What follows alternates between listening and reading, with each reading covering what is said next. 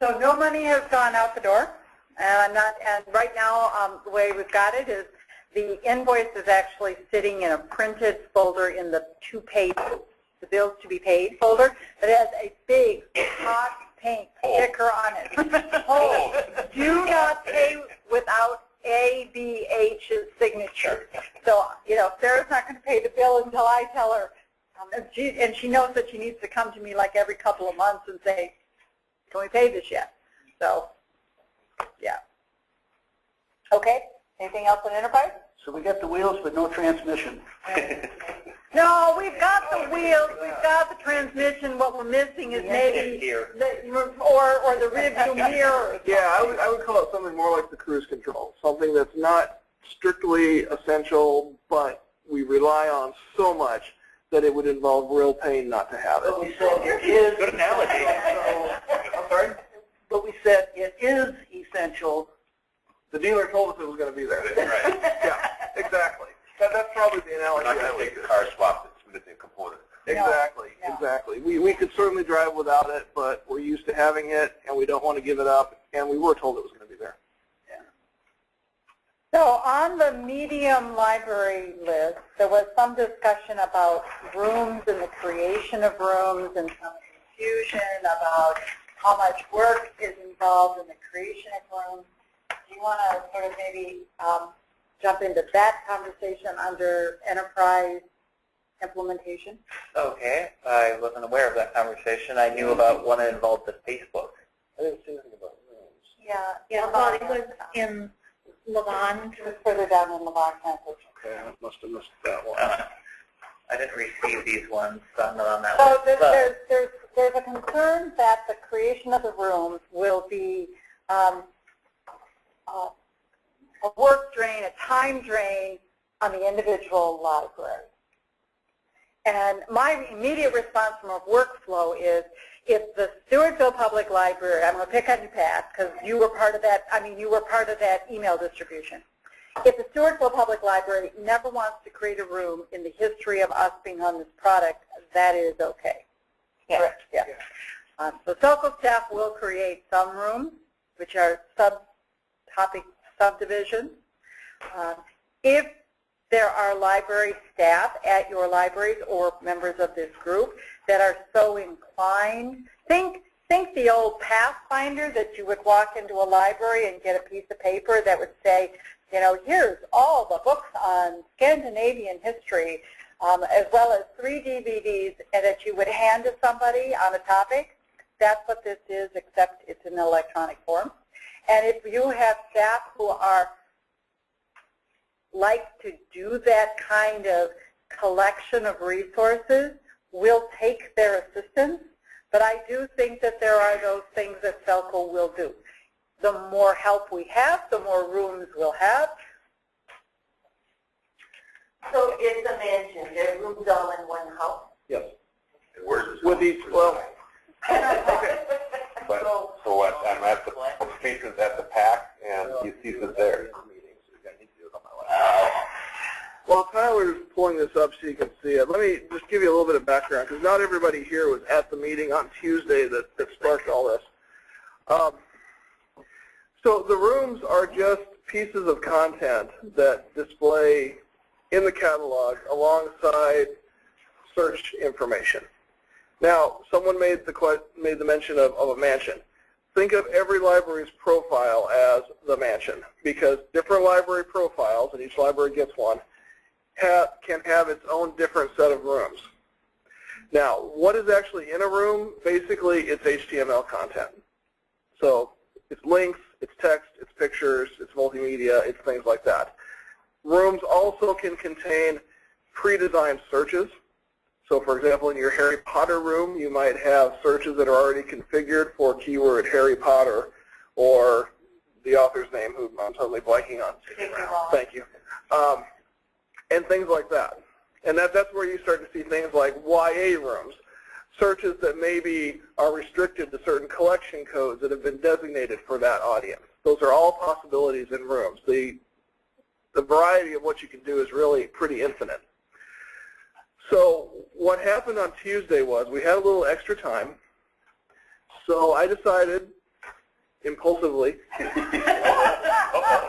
to fill that time by pinging the group, basically saying, you know, this is an idea that has popped up here in our office in some of our brainstorming, and I'd like to know what you all think about it. And the idea was that we would ask the libraries for volunteers who are subject specialists to help develop certain rooms, maybe a sci-fi room, or the J.K. Rowling room, or the Stephen King room, or the YA fiction room, or whatever. You can use your imagination. No decision's been made that this is the approach we're going to take. I just kind of wanted to know what people's opinion of it was. And we got a lot of opinions, which was exactly what I wanted to do. We have not finalized on exactly how we're going to create rooms, but it is a big question of this implementation.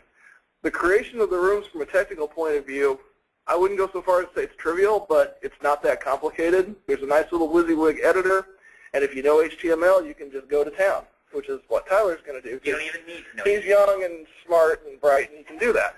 I need the WYSIWYG editor. No, the hard part is developing the content itself. What goes into the code in the J.K. Rowling room? What kinds of customized searches? What kinds of links to outside content? And then who's going to curate that content and keep it fresh and up to date and developing? That could become a big time spender, but it also could be an incredibly valuable tool. So my question to the libraries was, what do y'all think of that? And I think that this is what the staff, you're already doing. You know who on your staff is your avid mystery reader and who's already paying attention to the fact in January that Aaron Hart's new book was coming out in March. And so it's culling that information that's already out there because your staff members are already doing exactly that. And you're frowning. No, I'm sorry. I'm thinking hard. And on the other hand, if your staff member doesn't make the next step of saying, I know Aaron Hart's got a new book coming out in March, let's send Tyler the HTML, the URL for him to stick in the room so that we can have as part of our Minnesota Mystery Room the pre-pub information about Aaron Hart's new book, then okay, it doesn't happen. Okay, so and then I'm thinking about this, I'm thinking about that Aaron Hart mystery room, and I'm thinking then should not the code just be an embedded catalog search for that so that then it's always live, always now? That could be one of the components in a room. But the room is bigger than the catalog. You can do a lot more. Also AaronHart.com. You can bring in external content as well. If you wanted to put in You could bring in Amazon content. Bring in Wikipedia content or Amazon content. What does it do better than It makes all those resources available to the patron. In one The spot. patron doesn't have to do the looking. In one The spot. patron's got access to the website, the patron's got access to the material, the DVD, information there, and it's all there for the patron that loves Harry Potter. But once RDA comes and it's fully implemented, that's like 10 years That's the or other more. way. Probably so, but what we're doing is we're hoping that someone is going to come to the catalog first to find out everything about Aaron Hart. I don't think they're going to do that. They don't Not necessarily go in there and look for it, but if they have, like you said, they happen to like whoever. Maybe a better example than a Minnesota Mystery Room is it is now whatever semester Minnesota teachers teach Minnesota history. So we turn on the Minnesota History Room. So the schools are using it because it's links to things in the curriculum, and it's the catalog, and it's Minnesota Historical Society, and it's the local Malheur County Historical Society because they've got a good room or they've got a good collection. And the kids then can look at the Minnesota History Room at the high school, at the junior high, at the public library. And then we can turn it off again when it's not Minnesota History Month. So an electronic, always updated Pathfinder that's got embedded search results in it, not static lists of titles with links back to the catalog. Not that. Well, it certainly could be that, but it could be a lot more than that as well. Cheryl shook her head no, so, well, I don't think you'd want that. Yeah, I mean, But yeah, I technically you suppose could, you could but have a link of you could the do, list, yeah, PDF. but you could do a lot more. I think people are getting hung up on this because we haven't seen it. Yeah, it's just kind of intriguing. So I'm thinking History Day, when they have History Day projects going on, we can have primary source links, whatever the topic is for that year, things like that. So it's a little fascinating for one thing. And I think that the people who seemed the most excited at the user group meeting were the representatives from the schools, because I think they were already seeing how they could bring multiple curriculum topics together, whereas from a public library background, I'm going like, well, yeah, why do I need to go look for mysteries when I can do mysteries in Google? So I think that when you start looking at who the audience is, though I've seen people talk, they're really, really, really excited in public libraries where they have rooms as part of their Cersei Dynex Symphony installation.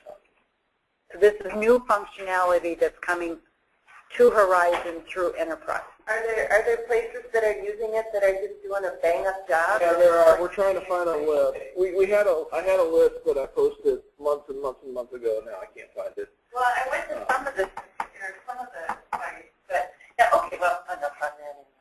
So just because it was on at least a subgroup set up and we'll get back to them, I don't think they need to, people don't need to worry, and if you from your elected group hear that people are worried about how much work this is going to be, it can be as much work as people want to contribute, or it can be no work. The SELCO staff will create some of these rooms. I have one more question, and then I promise to shut up on that. So if I do a catalog search on living check, will that then key the room to appear on the side for that advertises my Mango language? No, it's not based on the search. It's not. Okay. Rooms Over there, you got rooms appear on the page, either as sidebars or possibly content in the middle. There are a lot of different ways that you can go about it. Dakota County has a couple rooms. Do they have some? They have a kids' tea and a digital library room. Yeah, a lot of libraries are using the rooms to create their YA and young adult type areas.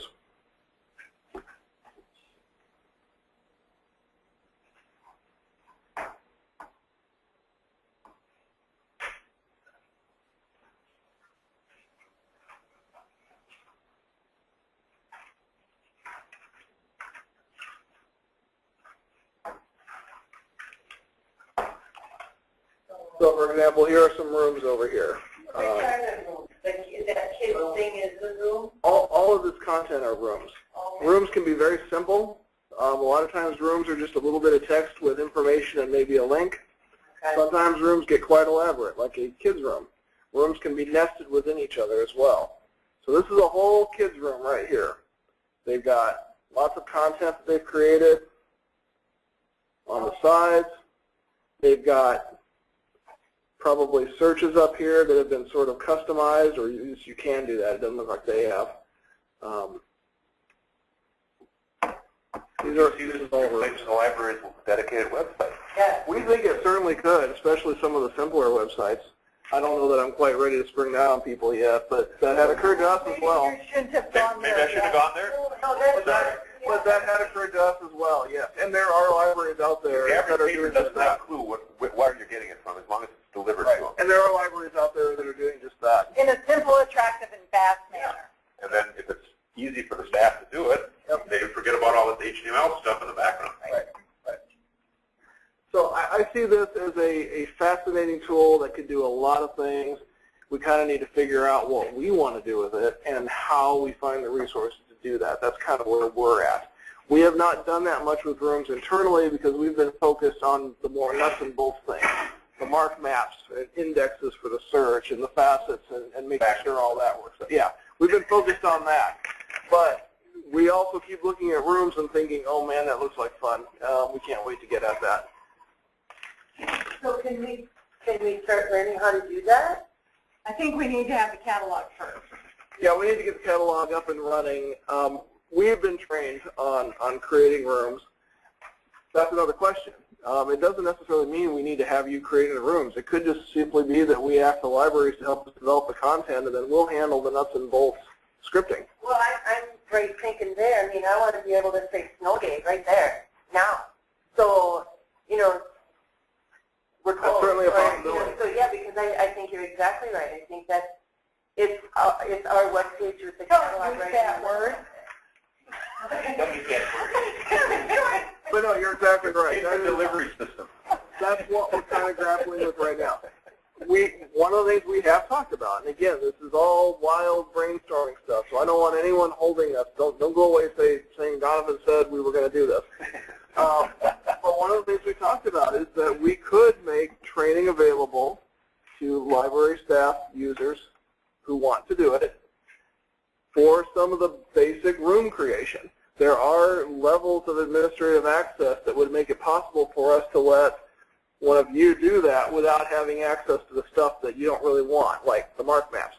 Now, if we do that, there are some questions that start to appear about quality control, sharing the content, because we really don't want to have anything created that can't be used by other libraries. You know, maybe customized to the local library, but we are a consortium trying to share here. It becomes a lot like shared cataloging. I see a lot of parallels to that. So the library owns, well, pays for some database. That would be an exception, obviously, yeah. Well, but if it's going to function as our webpage, we would need to have everything that we say on our webpage. Well, sure. Sure, I'm just saying if you go out and create a room of all kinds of information on Jesse James, then we're probably going to want to talk about giving other libraries the option to use some of that content if they choose to. Oh, okay. That's all I'm referring to. Yeah, if you were using it for very specific local stuff like meeting schedules and, you know, multi-purpose room schedules and stuff like that, yeah, obviously no one else wants that. They might like the format of the room that you've created for that purpose and want to have access to that. Donovan, could you just clarify this? SELCO will set up a certain number of rooms which everybody in the region sees. But if you wanted something special that would maybe be more just for your library, then that room, if it's created, is only seen at your site, or does everybody see it? It would be done by your site.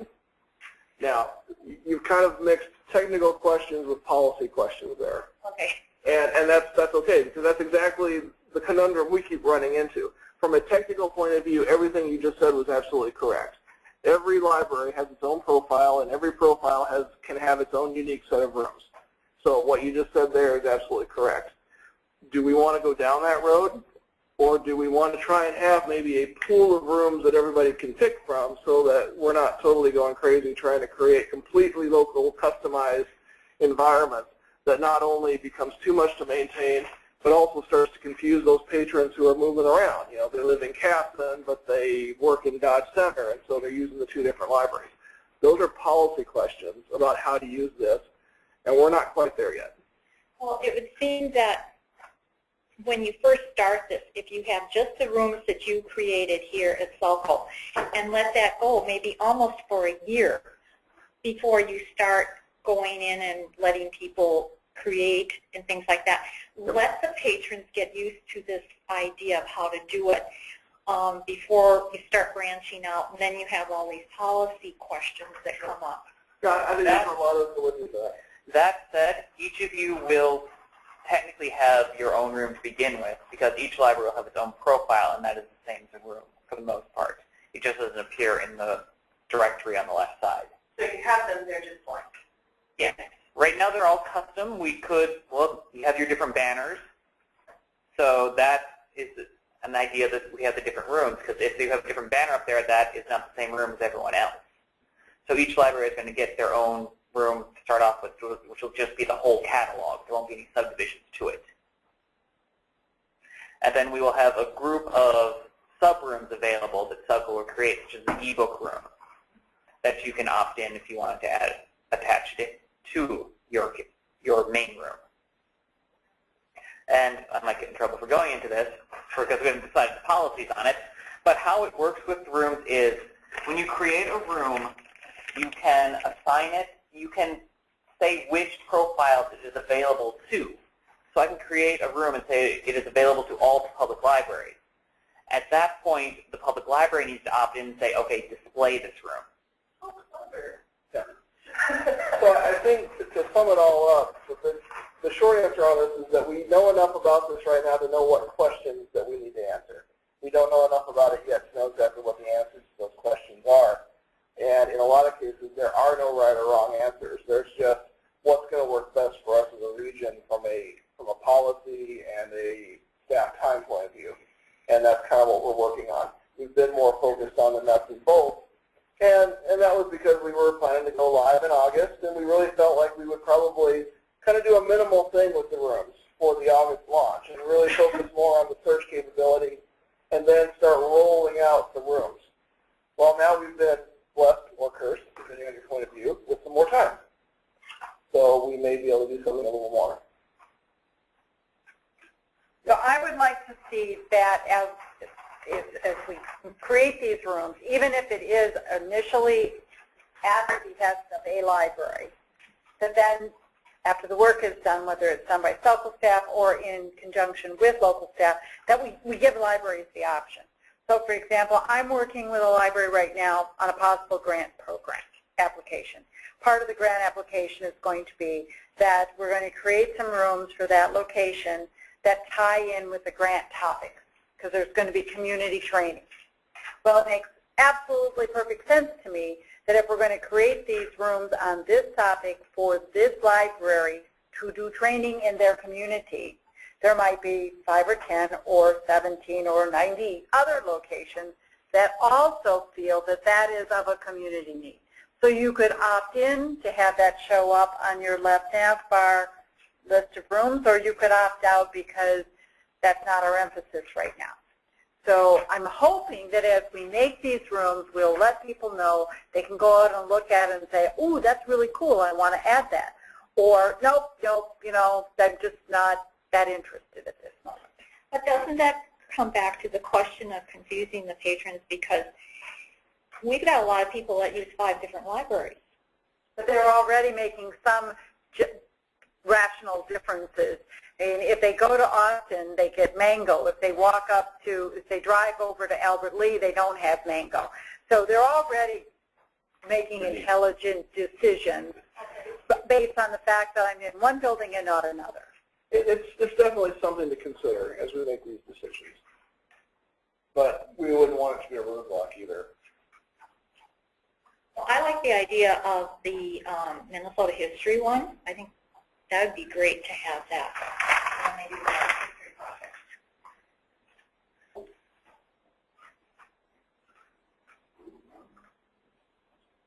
I think we're ready to move on. Are we sure? That's fine. Okay, input from elected representatives? None? Good.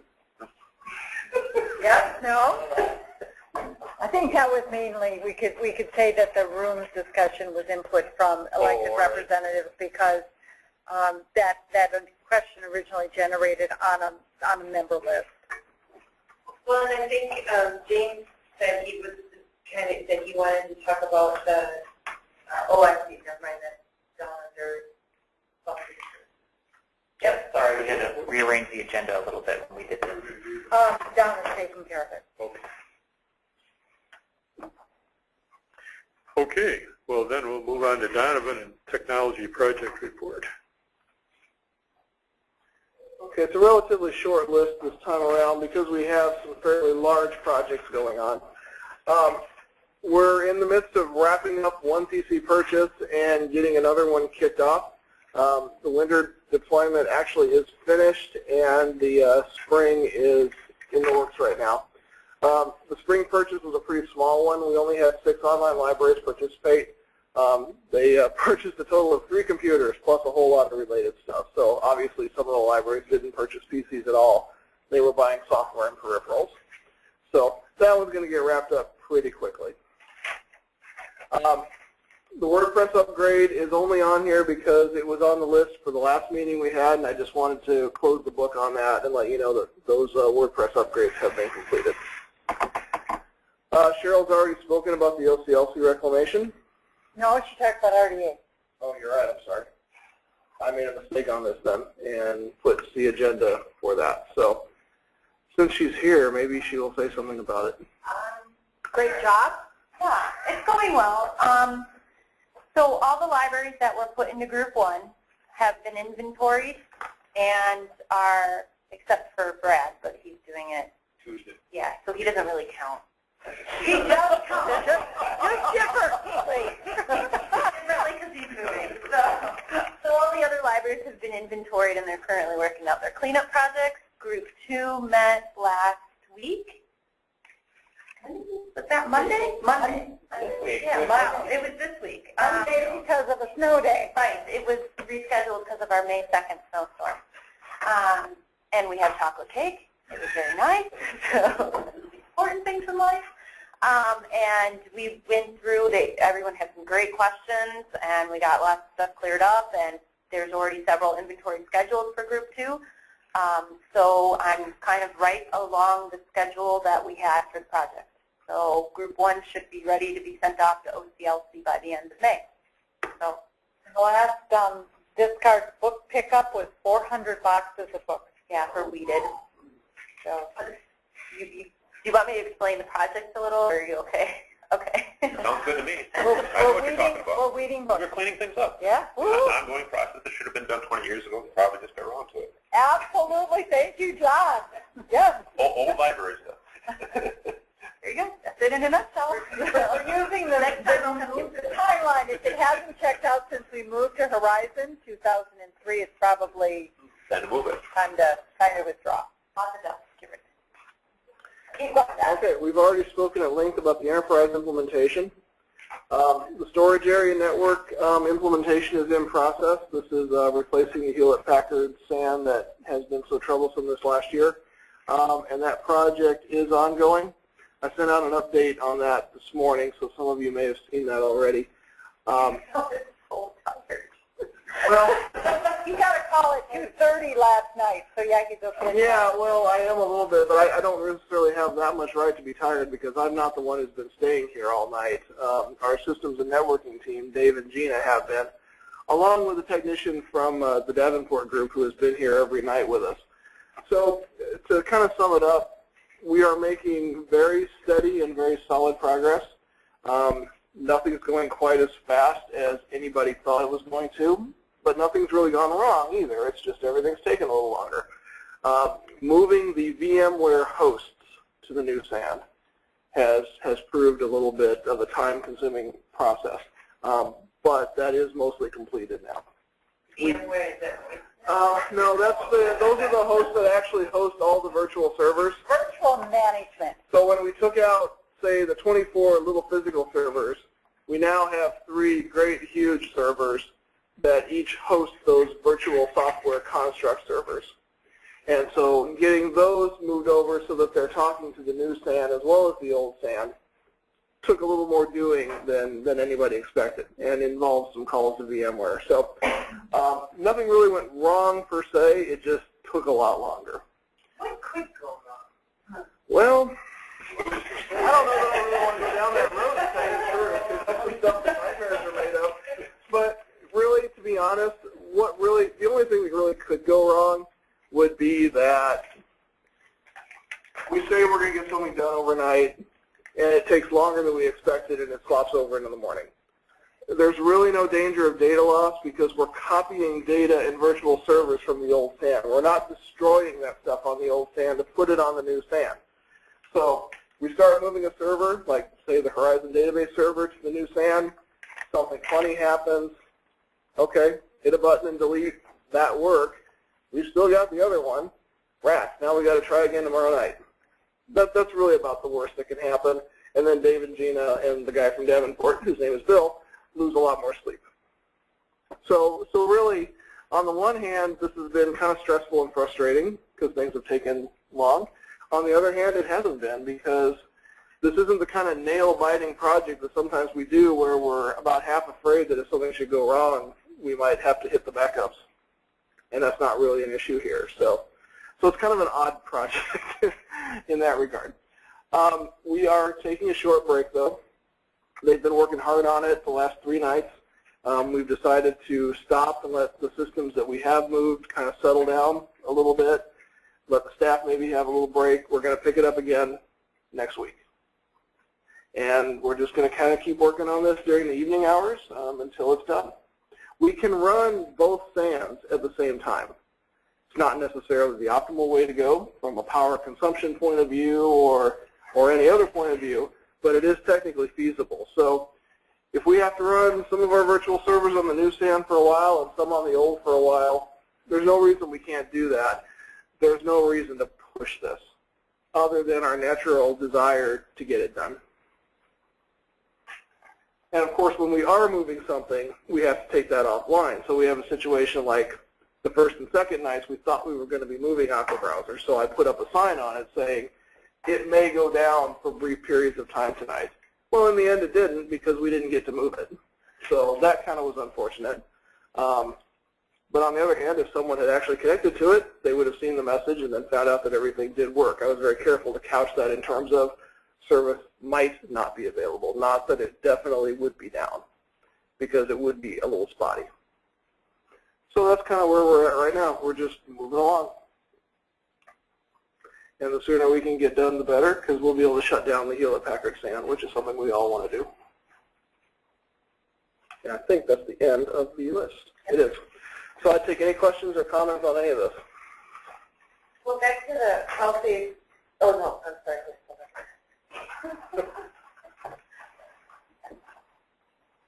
You can go there. One last thing I would say on the storage area network, I do want to commend some of our libraries, Owatonna Public, Chatfield Public. I'm sure there's others, but those are the 2 that jump to mind, have been really good about putting information out in various social media platforms. The stuff that we're putting out, they're putting out as well, and that's terrific.